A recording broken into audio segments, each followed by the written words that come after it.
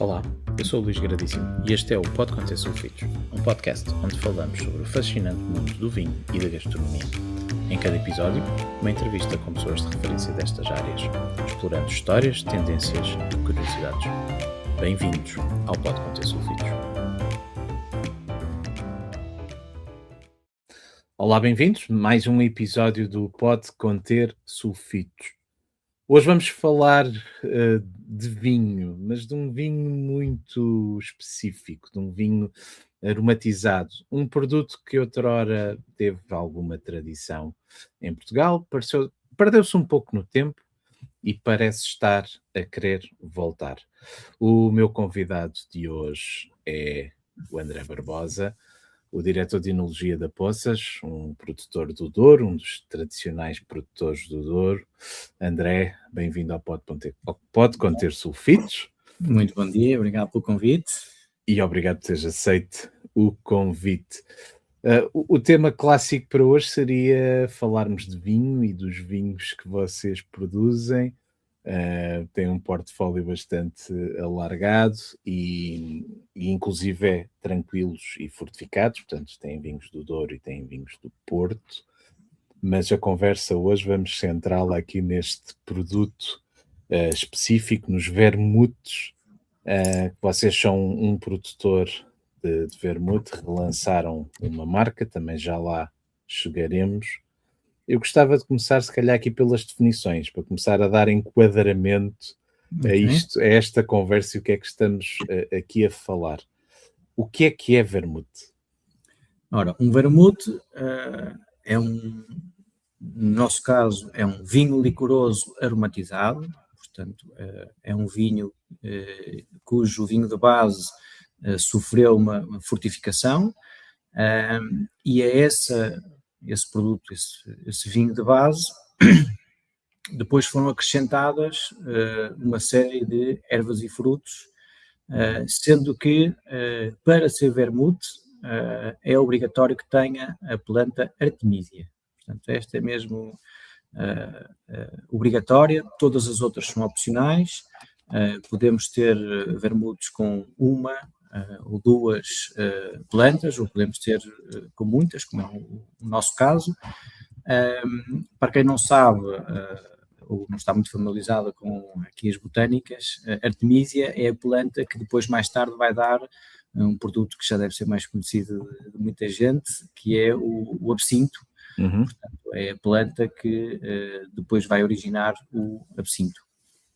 Mas não tem nada a ver com absinto. Portanto, não tem nada a ver com absinto, exatamente. Vermute, falamos de, no fundo, tentando simplificar, falamos de vinhos aromatizados. Falamos de vinhos aromatizados. No nosso caso, é um vinho licoroso aromatizado. Pode-se também fazer vermutes com vinhos tranquilos, em branco e em tinto. Portanto, não há essa multiplicidade de perfis que o vinho pode ter. E acho que é um produto muito interessante, porque mostra aqui uma dinâmica de prova muito, muito diferenciada e com uma forte possibilidade de harmonizações diferentes. Também lá chegaremos, também gostaria de falar disso. O vermute é algo que foi tradicional no passado, aliás, o vosso vermute foi o recuperar de um produto Exatamente. que já tinha existido, já lá chegaremos. Mas consegues encontrar alguma razão, alguma justificação, alguma explicação para este retornar desta bebida? Que ela praticamente desapareceu das nossas mesas, dos nossos bares, e parece estar a querer voltar. Haverá aqui alguma explicação? Eu acho que tem a ver com um bocadinho de ciclos e de modas, e de tentarmos mostrar coisas novas que afinal já são de há muitos anos atrás. Eu, por exemplo, agora acho piada começar a ver os influencers nas redes sociais, em vez de terem máquinas digitais, já têm outra vez as máquinas antigas, portanto estamos a voltar outra vez ao passado. Há um revivalismo. Exatamente. Só que quando há estes comebacks, estes retornos ao passado, normalmente vem sempre com uma interpretação diferente, que eu acho que isso é bastante positivo. E no caso do vermute, lá fora, nomeadamente em Espanha, em França, acho que ele nunca saiu de moda, sempre se manteve, e a Itália também nunca saiu assim de moda. Aqui em Portugal é que entrou e saiu, mas ainda bem que o produto está outra vez a entrar no mercado com força. Até eu acho que se pode dizer que a entrada está a ser bastante expressiva. Portanto, acho que no fundo é um olhar outra vez para um produto que, como disse, é fresco, dá aqui umas notas muito diferentes e, acima de tudo, é um vinho muito descontraído. Portanto, não tem aqueles preconceitos todos que às vezes o vinho pode ter, e o vermute não tem isso, de certeza. Quais foram as motivações que vos levaram a pegar novamente neste produto? Olha, o projeto do vermute começou quando, antes da empresa fazer 100 anos, nós começamos a preparar o centenário da empresa, com antecedência, e começamos, no fundo, a estudar ou reviver toda a dinâmica que a empresa tinha tido, de onde vimos e para onde vamos. E um dos produtos que a empresa tinha na altura, além dos vinhos, tinha o brandy e a aguardente velha, e tinha o vermute e o quinado. Sendo que o vermute, ali no final dos anos 20, dos anos 30, acho que foi até ao meados dos anos 40, tinha até um destaque bastante grande, e depois foi-se diluindo, foi ficando esquecido no tempo. Mas a empresa sempre preservou cascos de vinho do Porto com esse vermute que foi ficando para trás, que nós hoje em dia chamamos o vermute velho. A administração fez-me o desafio era giro voltar a fazer, nem que fosse mais, pelo menos uma vez, fazer aqui a brincadeira de pegar outra vez no vermute. E então começamos primeiro por fazer aqui uma pesquisa histórica nos arquivos da empresa, porque na sala de provas tudo fica registado, portanto foi-se procurando ver de que forma que era feito o vermute da altura, o que é que havia de registros. Então conseguiste ter acesso à receita?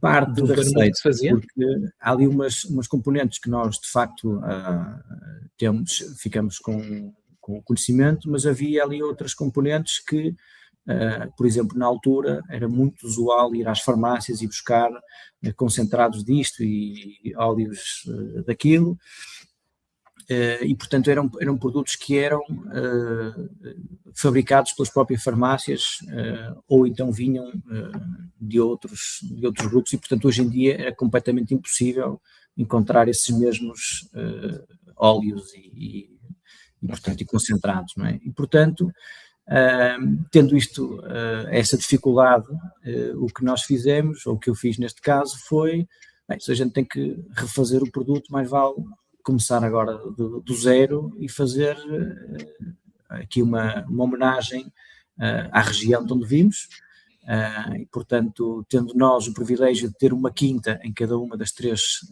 sub-regiões, conseguimos espalhar bem aquilo que é o Douro, e então como perfil escolhemos fazer um vinho do Porto mais seco, vindimado um pouco mais cedo, como sendo o vinho de base. A base. Portanto, é um vinho de Porto Branco, vindimado, como disse há pouco, mais cedo, para manter os níveis de frescura mais alta. E depois houve um trabalho que foi muito curioso, porque nós quando fomos, ou quando íamos às quintas para escolher as ervas e os frutos, nós também descobrimos que havia algumas sinonímias em algumas plantas que uns chamavam que era rosmaninho, mas afinal não era, e portanto houve aqui um trabalho também de botânica engraçado.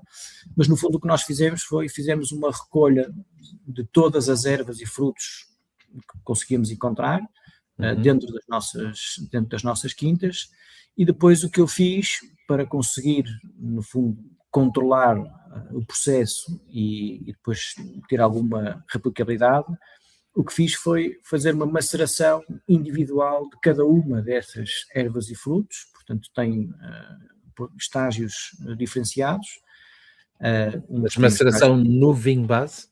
Não. Eles primeiro fazem uma extração, portanto, fazer infusões, digamos assim. Num líquido que tem, no fundo, aguardente e água, portanto, tem ali um equilíbrio para, no fundo, extrair das ervas e dos frutos aquilo que nós pretendemos.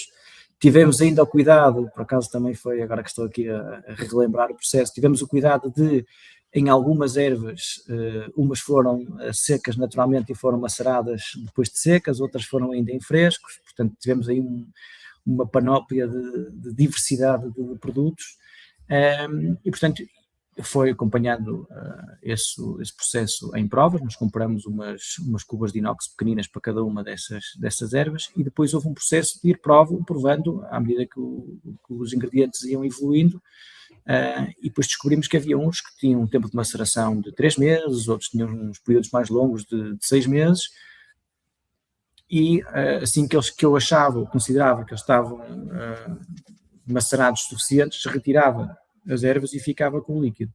Esses líquidos, ou esses concentrados, digamos assim, depois foram colocados no vinho de base. Aqui sim já é um trabalho mais de blend, portanto em quantidades diferentes.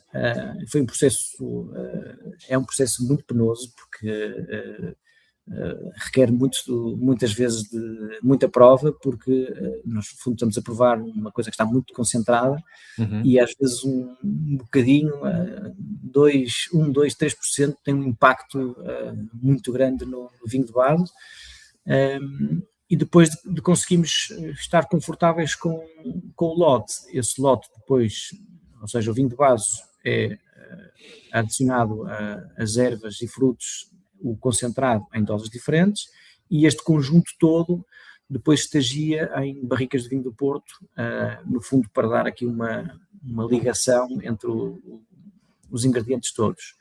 Da primeira vez que fizemos com 18 ervas e frutos, além do vinho de base. Neste momento vamos com 23 ervas e frutos, portanto há sempre aqui uma reinterpretação.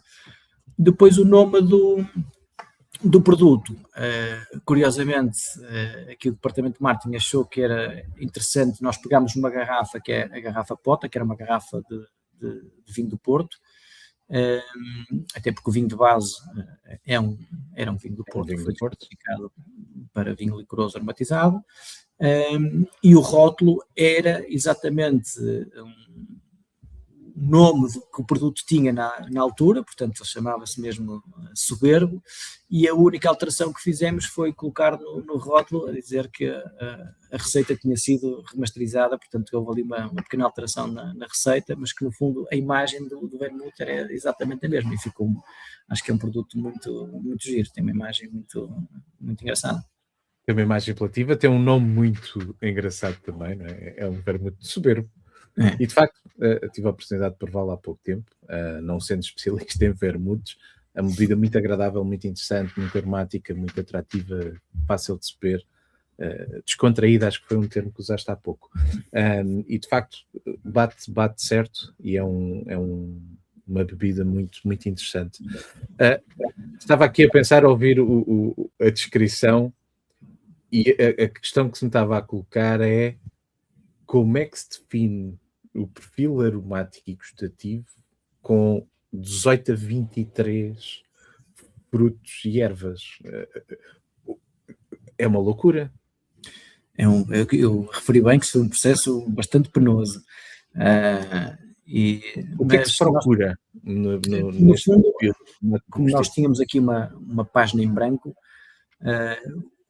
o meu objetivo era tentar entregar ao consumidor, não é, aquilo que são os aromas que nós encontramos no Douro quando andamos a passear na região, particularmente em momentos diferentes. Portanto, sei lá, na altura do calor sente-se mais aromas com mais esteva, porque ela começa a soltar, com o calor solta um óleo que no fundo é um chamariz para insetos, mas no fundo solta um óleo que é muito pungente. Na altura do da primavera temos algumas outras plantas mais aromáticas que também começam a aparecer, os frutos também na sua devida época, e portanto o que eu quis mostrar, o passar, era um produto que fosse muito interessante a nível de prova, porque cada vez que nós provamos o vermute, apesar de ser assim um produto descontraído, nós vamos sentindo diferentes camadas, e umas vezes sentimos a esteva, outras vezes sentimos a laranja ou a tangerina, portanto vamos sentindo às vezes notas delicadas que vão aparecendo de vez em quando, que eu acho que isso em termos de prova torna o vinho mais interessante. Mas no fundo o que eu quis passar foi os aromas que nós sentimos na região, e era esse o grande objetivo.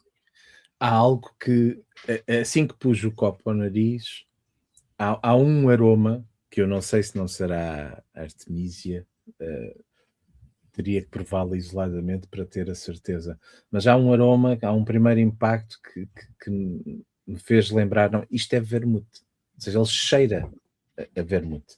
Claro que depois tem o seu perfil aromático específico, mas cheira a vermute.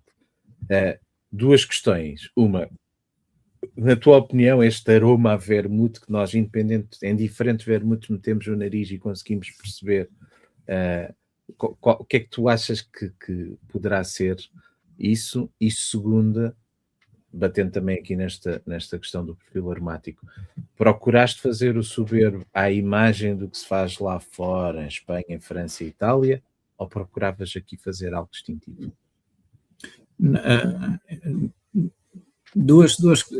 São duas perguntas muito distintas.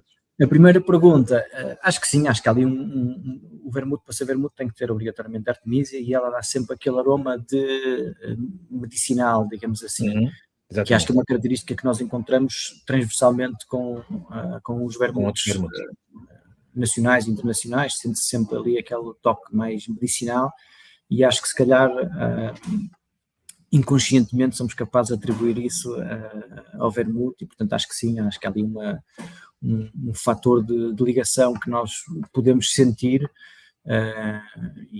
mas que depois, para além desse lado, tem todo o resto das ervas que, no fundo, nós temos a certeza que estamos a provar um vermute, mas depois a complexidade vem muito daquilo que estamos a provar. Quanto ao produto em si, no kick-off de estudo do produto, nós tivemos aqui várias provas de vermutes de todo lado, de Espanha, de França, de Itália, brancos e tintos, até porque se pôs essa questão, se faríamos uma coisa em branco ou em tinto, não é? Portanto, ou se fazíamos logo os dois, foi logo assim uma série de situações questões que se puseram assim em cima da mesa.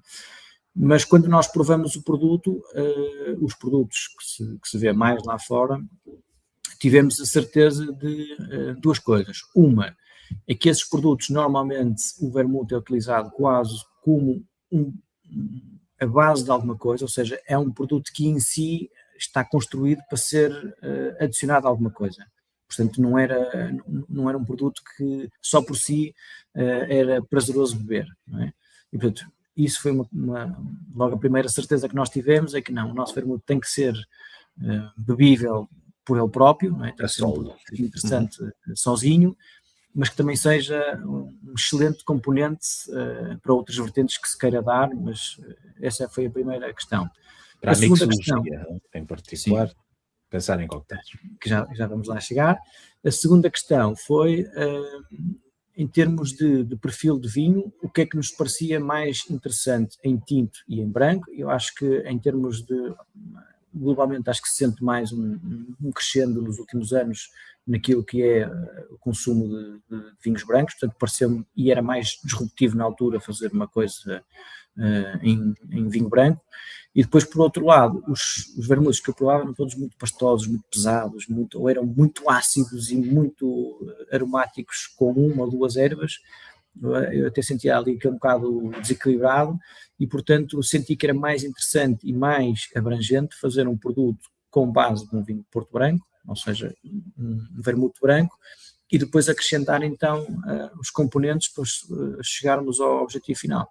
Tivemos aqui a participação de duas personagens que foram muito importantes no desenvolvimento do projeto, portanto o Santiago Barman e o Ryan Opas, que vieram os dois dar aqui, no fundo abrimos aqui duas vertentes, porque por exemplo na coquetelaria e na mixologia nós às vezes achamos que o produto pode funcionar, mas de facto depois não funciona, não é? Na construção desse vermute, por exemplo, para definir o nível de açúcar que seria interessante ou que seria fácil de trabalhar depois na mixologia, foi uma abertura de horizontes muito grande, foi um projeto muito giro nesse sentido.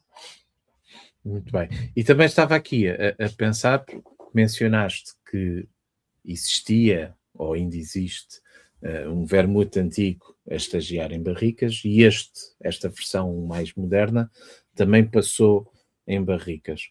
Quanto tempo é que ele passa em barricas e o que é que um vermute ganha com o estágio em barrica? Ora, o tempo de estágio depende do produto em si. Eu nunca tenho isso, para mim é transversal para os vinhos do Porto, para os vinhos do Douro ou para o vermute. Portanto, é a prova em si que vai definir o tempo de estágio que ele vai ter. Ou pode ter mais ou pode ter menos. A experiência que nós temos é que é mais ou menos entre 8 meses para a frente. Portanto, normalmente é um ano e pico de estágio em madeira. E madeira o que é que a usada. madeira vai ter? Não percebi? Madeira usada. Madeira de vinho Porto usada. E o que é que esse estágio em madeira vai trazer ao vinho? Traz aqui duas componentes que me parecem muito importantes. Uma é, no fundo, a madeira vai provocar aqui uma oxidação controlada, uma microoxigenação, que vai, no fundo, expurgar algum aroma que possa estar um bocadinho mais elevado em termos do lote. Portanto, no fundo, vai polir, por assim dizer, a parte aromática toda, e vai ajudar a que o vinho concentre mais por causa da evaporação, portanto ele vai ficar um bocadinho mais concentrado e nessa concentração os aromas ligam-se melhor com o vinho de base. Portanto é um processo natural que vai ocorrendo de forma controlada no vinho.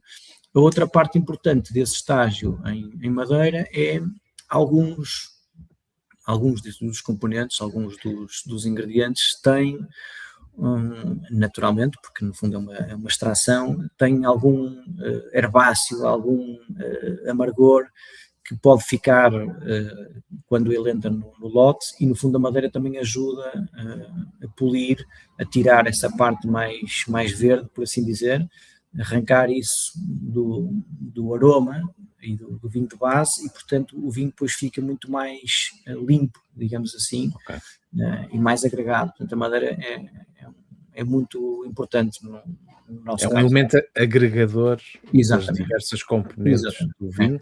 O que eu estava aqui a pensar, e a pergunta foi porque num vinho do Porto, num Tawny, aquilo que procuramos é o desenvolvimento da complexidade aromática. Claro que temos também o fenómeno da concentração, como estavas a falar, a integração da própria aguardente no produto, ter mais tempo para ela ficar mais bem casada, portanto, há uma série de razões. Mas aquilo que procuramos é ganhar complexidade aromática, não é? Que se vai desenvolvendo ao longo das décadas. O vermute vai para a madeira já com essa complexidade aromática. Sim, e aquilo que eu estava a pensar é, não a vamos perder. E portanto há aqui se calhar um equilíbrio, mas se lá está, depois tem que se estudar, e o vinho é que mandará quanto tempo é que ele vai ficar nas madeiras, se já estamos a perder qualidades ou se ainda estamos a ganhar.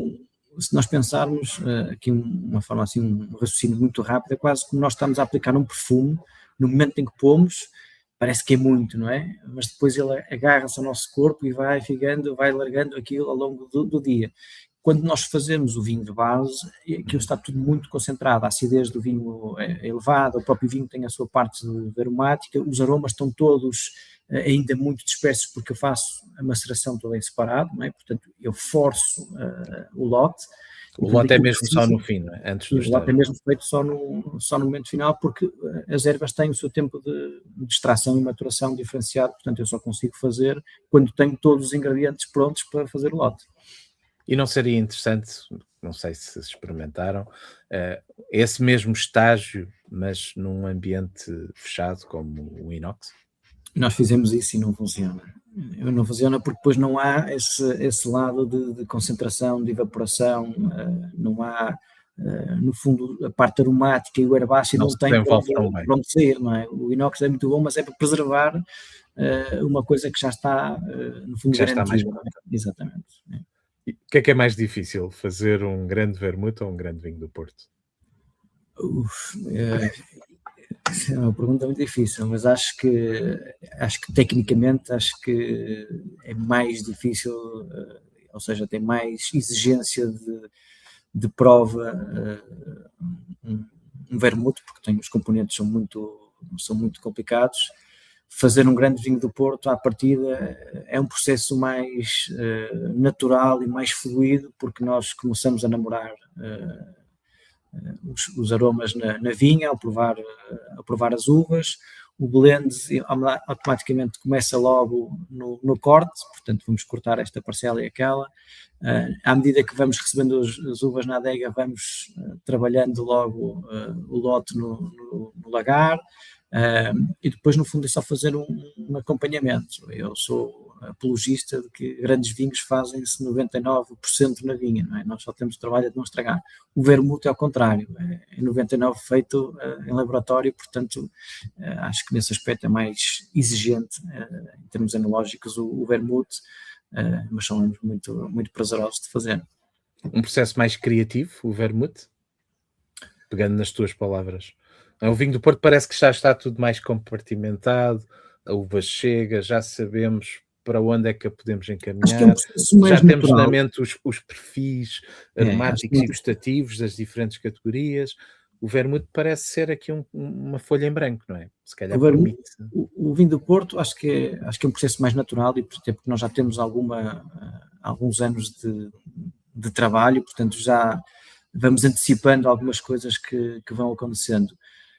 No vermute, pelo menos para mim, foi tudo novidade, apesar de eu já ter feito alguns licores em casa, antes mesmo de entrar na Poças. Já fazia algumas brincadeiras de extração, eu sempre fiz isso, e portanto quando foi o processo de vermute foi fazer exatamente aquilo que já tinha feito em casa. Foi a técnica que achei mais fácil de trabalhar. Mas em termos de exigência, acho que o vermute é mais técnico, dá aqui mais trabalho de definição do lote. É mais difícil controlar a parte da extração, porque no fundo as ervas não estão sempre no mesmo estado, portanto sempre que vamos fazer a extração, portanto há assim ali umas diferenciações, e portanto acho que é mais exigente, o outro é mais fluido, digamos assim. Muito bem. Então vamos à parte prática. Como é que se bebe vermute?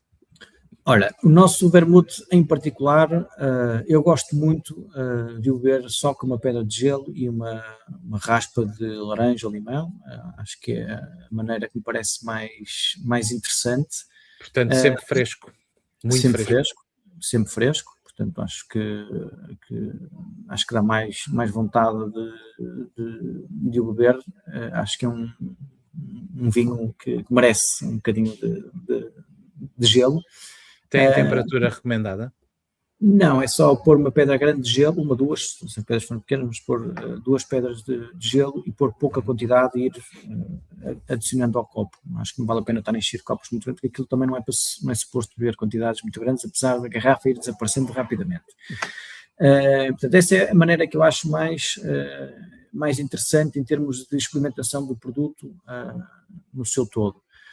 As outras duas vertentes que me parecem também muito interessantes, e aqui já temos enorme pano para mangas, é a adição ou de águas tónicas, portanto, cortar um bocadinho o produto com águas tónicas, e aí águas tónicas de todos os sabores e de acidezes, portanto, é só escolher aquela que se sintam mais confortáveis. Mas se calhar E, aqui, vou interromper-te, se calhar o ideal é uma água tónica o mais neutra possível para não ir exatamente, interferir na componente aromática do vermute, não é? exatamente, quem quer proteger a parte aromática, escolher uma aguardente neutra, mas fresca, não é? Para tentar equilibrar o nível de frescura que o vinho já tem.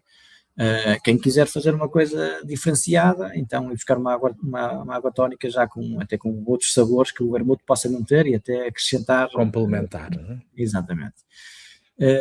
A outra versão que também me parece interessante e que eu gosto, especialmente no verão, é fazer sangrias brancas. Aqui podemos ir para dois caminhos. Ou uma sangria branca de espumante, que é muito interessante, Uhum. escolher espumantes o mais seco possíveis, e o vermute com o gás do espumante liberta ainda Abre mais ainda mais. a componente aromática, é muito, muito interessante. E não precisa de adicionar mais açúcar, porque o vermute já tem ali um nível de açúcar que eu acho que é suficiente para a sangria. Portanto, sangria de espumante, muito interessante. Para quem não quer espumante, uma sangria branca, portanto, aqui já se pode adicionar frutos, frutos tropicais, por exemplo, na sangria, e gelo, e também fazem aqui uma sangria, um espetáculo com um produto muito, muito diferente. Já temos aqui então 2 momentos distintos de consumo, porque a sol tipicamente será um aperitivo, Uhum. embora ele possa ser esticado a outros momentos, e em particular quando se fala de mixologia, dos cocktails, aí se calhar já será mais para o fim, não sei qual é a tua opinião, e numa lógica de sangria, se calhar já estamos a falar mesmo da mesa, não é? Acompanhar uma refeição. E a minha pergunta era essa: se o vermute é visto, não sei se concordas, é visto muito como um aperitivo, achas que ele pode de facto ter lugar também à mesa? Eu acho que sim, até já fiz essa experiência. Acho que ele funciona bem como aperitivos, seja sozinho, seja como, por exemplo, em espumante, em sangria de espumante, uma sangria branca de espumante. Funciona muitíssimo bem para quem quer trabalhar uma harmonização diferente a meio da refeição, fazer um corte Uhum. de perfil e depois passar para outro prato. Normalmente, quando temos dois pratos, ou temos uma entrada que é assim um bocado mais rica, queremos cortar completamente e virar a página para a carne, por exemplo, ter um vermute assim a meio da refeição em doses pequeninas só para Quase como limpar, um limpa-palato. exatamente, para limpar e abrir ali um bocadinho as hostes para o que vem a seguir. Ou então o vermute também funciona muito bem na coquetelaria no final, nomeadamente num dos coquetéis que é mais famoso, que é o Negroni, portanto, para quem gosta de cocktails, portanto, o vermute tem aqui a sua capacidade de jogar em diversas frentes. Acho que é preciso procurar aqui momentos diferenciados para ter uma experiência mais rica. Que prato recomendarias para acompanhar um soberbo? Essa não estava a contar com esta pergunta. Que prato recomendaria com um soberbo? Não sei, acho que se formos assim, por exemplo, para uma maçada de peixe bem rica, bastante gordura, se tivesse alguma entrada com algum marisco, assim, um lado mais salino, depois ir para uma maçada de peixe, acabar com vermute antes de ir para a carne, acho que ia ficar certamente muito interessante, porque ia-me limpar todo o paladar e dar uma frescura diferenciada, com aromas completamente diferentes do que tinha na entrada. Fica o desafio para o soberbo de se montar um menu de Não é? degustação à volta dele. O vermute está um pouco, vamos dizer, na moda, para simplificar, porque Uhum. parece estar de facto a haver aqui algum revivalismo. Vocês acham que isto será uma moda ou que está a voltar para ficar?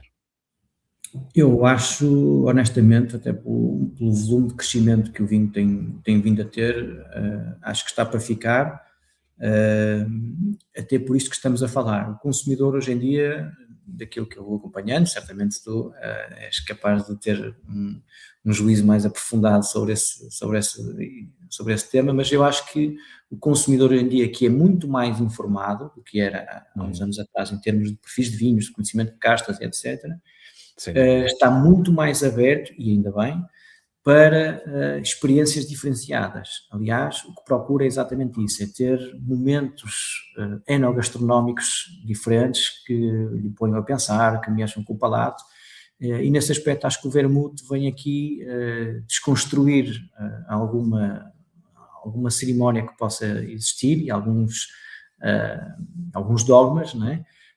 Acho que como disse há pouco, apesar de ser um produto complexo em termos aromáticos, é um produto muito descontraído. O facto de já ter oxidação na barrica dá perfeitamente para nós abrirmos a garrafa e irmos consumindo lentamente, portanto não há aquela obrigação de ter que consumir. Podemos manter a garrafa aberta durante algum tempo. E, portanto, isso também facilita.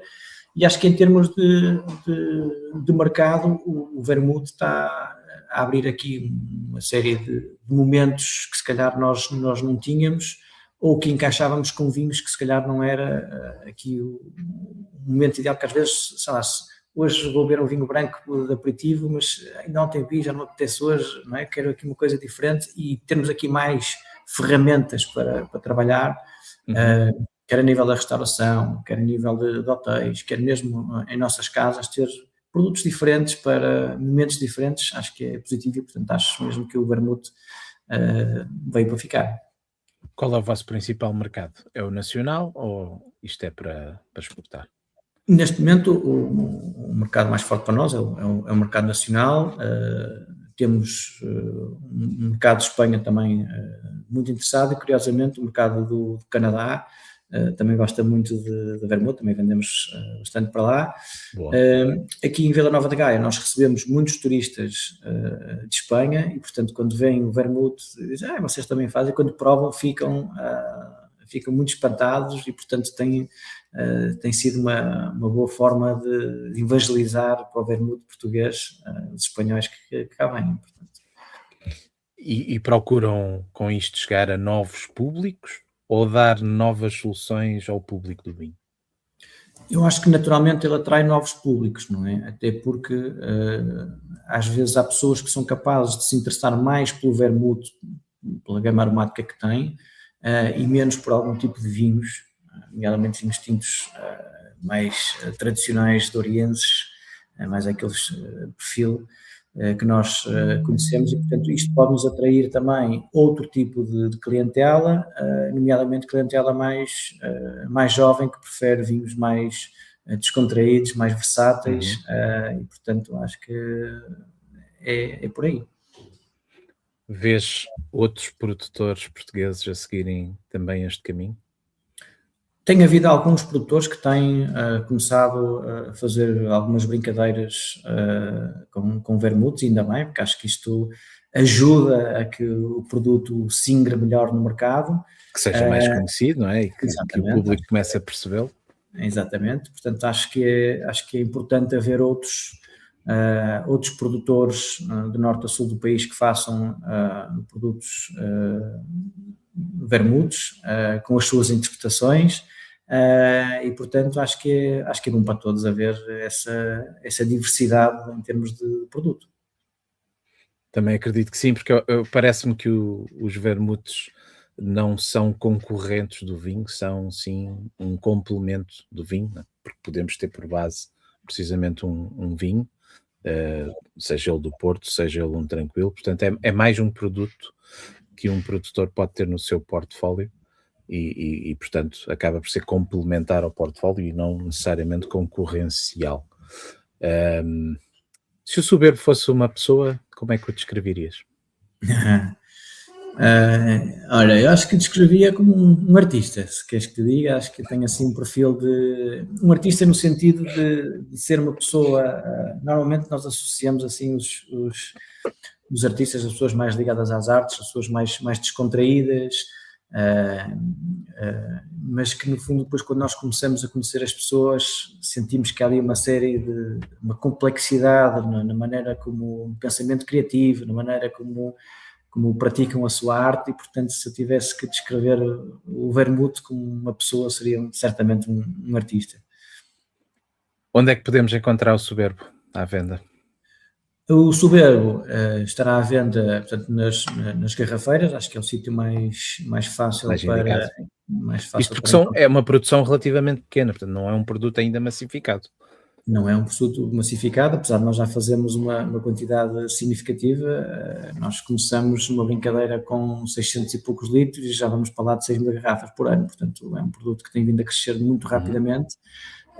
Neste momento, a maneira mais fácil é encontrar ou nas nossas instalações aqui em Vila Nova de Gaia ou no nosso site, ou através das garrafeiras, portanto, do norte a sul do país, certamente vão encontrar este vermute especial, é só procurar. É acessível? Qual é o PVP recomendado?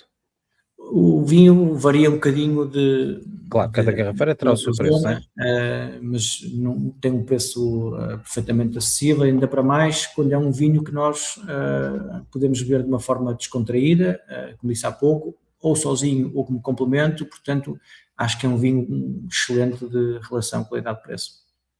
E há novidades no horizonte? Em termos de vermute? Falando de vermutes.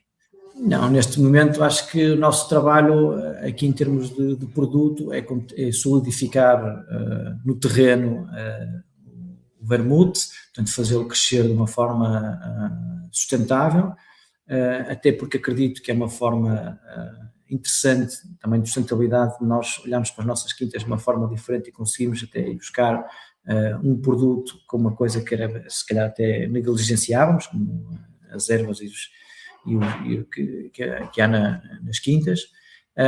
Portanto, o nosso trabalho neste momento é implementar de uma forma mais generalizada a marca e o produto e tentar crescer em termos de presença e educar o consumidor para uma prova diferenciada e que tenha experiências muito interessantes com o vermute. Algum conselho ou recomendação que queiras dar, que gostes de dar a quem nunca provou um vermute? Experimentem. Acho que para tudo, especialmente aqui nos vinhos, para se conhecer melhor os produtos, para se conhecer as castas, para se conhecer as regiões, provem, experimentem, sejam ousados na escolha dos pratos, na escolha das comidas, na escolha dos momentos, façam a pergunta e por que não, não é? E procurem encontrar os momentos de prova que seja mais interessantes para cada um. Recomendarias começar-se pela mesa ou a solo? Eu, se calhar, recomendaria começar a solo, porque acho que o primeiro impacto não é amor como o primeiro, portanto, acho que o primeiro impacto é muito interessante e acho que por aí depois consegue-se pensar o que é que se vai fazer para a frente. Portanto, se não conhecemos o produto na sua base, vai ser depois difícil tentar fazer outras brincadeiras. E nada como o conhecer a solo, não é? Primeiro uma conversa intimista, para conhecermos o produto e depois pensar então em ligações. Era o que eu faria. Fica o desafio e o convite feito à experimentação do vermute, seja o Soberbo ou um outro. André, agradeço-te este bocado. Acho que tivemos aqui um momento muito, muito interessante à volta do vermute, a tentar introduzi-lo, a explicar o que é, ter aqui algumas recomendações de momentos de consumo à solo e à mesa, como é que se faz. Portanto, foi uma introdução muito boa, é um tópico que nunca tinha abordado aqui no podcast. Para terminarmos, queria-te pedir a ti, exatamente o mesmo que peço a todos os meus convidados, umas palavras finais que queiras partilhar com quem nos está a ver e ouvir.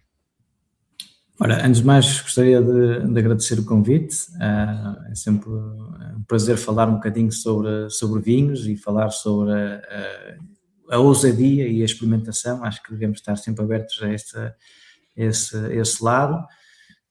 Umas palavras finais, olha que o vinho ou que os vinhos nos vão moldando a mente para nos voltarmos a ser seres mais sociáveis e de uma forma descontraída levarmos a vida. E é um excelente produto para isso. André, mais uma vez, muito obrigado. Obrigado, por ter eu. estado no Obrigado pelo convite. Convites. A todos que viram e ouviram, o meu obrigado e até ao próximo episódio. Boas provas. Obrigado.